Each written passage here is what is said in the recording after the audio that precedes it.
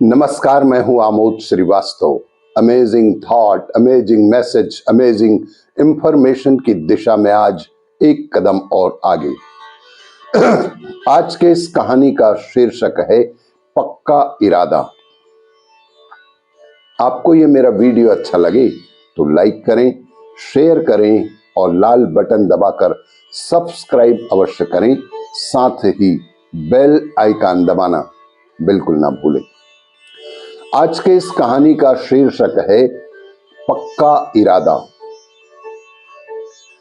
बहुत पहले आपने एक चिड़िया की कहानी अवश्य ही सुनी होगी, जिसका एक दाना पेड़ के कंदरे में कहीं फंस गया था।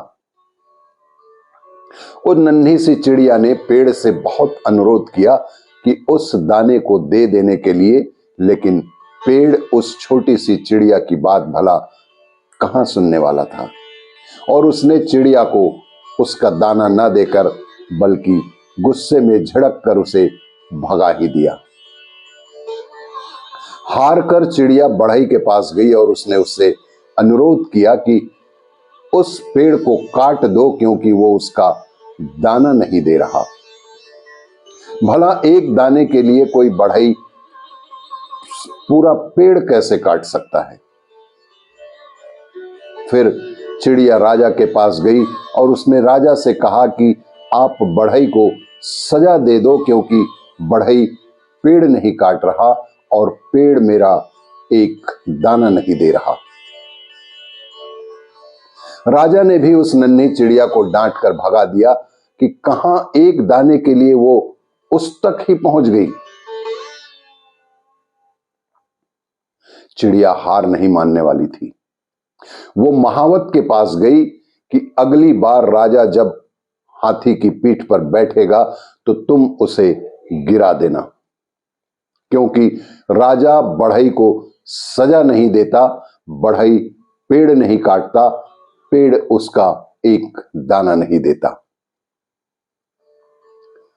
महावत ने भी चिड़िया को डपट कर भगा ही दिया। चिड़िया फिर हाथी के पास गई और उसने अपने अनुरोध को दोहराया कि अगली बार जब महावत तुम्हारी पीठ पर बैठे तो तुम उसे गिरा देना, क्योंकि वो राजा को गिराने को तैयार नहीं है।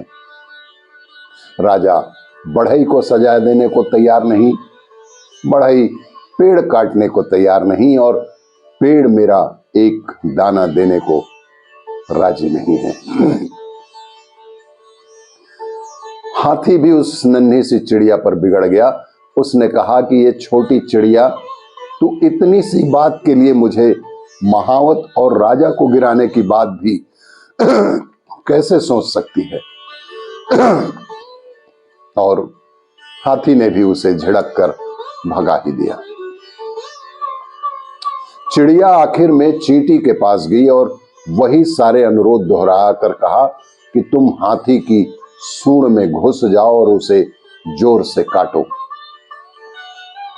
चींटी ने चिड़िया से कहा कि चल भाग यहां से, बड़ी आई हाथी की सूंड में मुझे घुसने बोलने वाली। अब तक तो अनुरोध की मुद्रा में रही चिड़िया ने अपना रौद्र रूप धारण कर लिया और उसने कहा कि मैं चाहे पेड़, बढ़ई, राजा, महावत और हाथी का कुछ न बिगाड़ पाऊं, पर तुझे तो अपनी चोंच में डालकर खा ही सकती हूं। इस पर चींटी डर सी गई और भागकर वो हाथी के पास गई। वही बात उसने हाथी को बताया। हाथी भागता हुआ महावत के पास पहुंचा। महावत राजा के पास कि हुजूर, चिड़िया का काम कर दीजिए, नहीं तो मैं आपको हाथी से गिरा सकता हूं। राजा ने फौरन बढ़ई को बुलाया। उसने कहा कि पेड़ काट दो, नहीं तो तुम्हें बड़ी सजा मिलेगी। बढ़ई पेड़ के पास पहुंचा। बढ़ई को देखते ही पेड़ भी बिलबिला उठा कि मुझे मत काटो, मैं चिड़िया को दाना लौटा दूंगा। इस कथा का सार यही है कि आपको अपनी ताकत को पहचानना होगा। जी हां, इस कथा का सार यही है कि आपको अपनी ताकत को पहचानना होगा। आपको पहचानना होगा कि भले आप छोटी सी चिड़िया की तरह ही क्यों ना हो, लेकिन ताकत की कड़ियां कहीं ना कहीं आपसे होकर भी गुजरती होंगी। हर शेर को सवा शेर मिल सकता है, बशर्ते आप अपनी लड़ाई से घबराएं नहीं। आप अगर किसी काम के पीछे पड़ जाएंगे तो वो काम होकर ही रहेगा। यकीन कीजिए कि हर ताकत के आगे एक और ताकत होती है और अंत में सबसे ताकतवर आप ही होते हैं। हिम्मत, लगन और पक्का इरादा ही हमारी ताकत की बुनियाद होती है। छोटी सी चिड़िया ने एक दाने के लिए इतना बड़ा काम कर लिया। बड़े सपनों को पाने वाले हर व्यक्ति को सफलता और असफलता के कई पड़ावों से गुजरना पड़ता है। पहले लोग आपका मजाक उड़ाएंगे, फिर लोग आपका साथ छोड़ देंगे, फिर लोग आपका विरोध भी करने लगेंगे, लेकिन एक दिन अवश्य ही होगा कि वही लोग कहेंगे, हम तो पहले से ही जानते थे कि एक ना एक दिन तुम कुछ बड़ा अवश्य ही कर लोगे। उस नन्ही सी चिड़िया की तरह रख हौसला, वो मंजर भी आएगा, प्यासे के पास चलकर समंदर भी आएगा। हौसला हमेशा ही बनाए रखें। आपको ये मेरा वीडियो अच्छा लगे तो लाइक करें, शेयर करें और सब्सक्राइब अवश्य करें। धन्यवाद।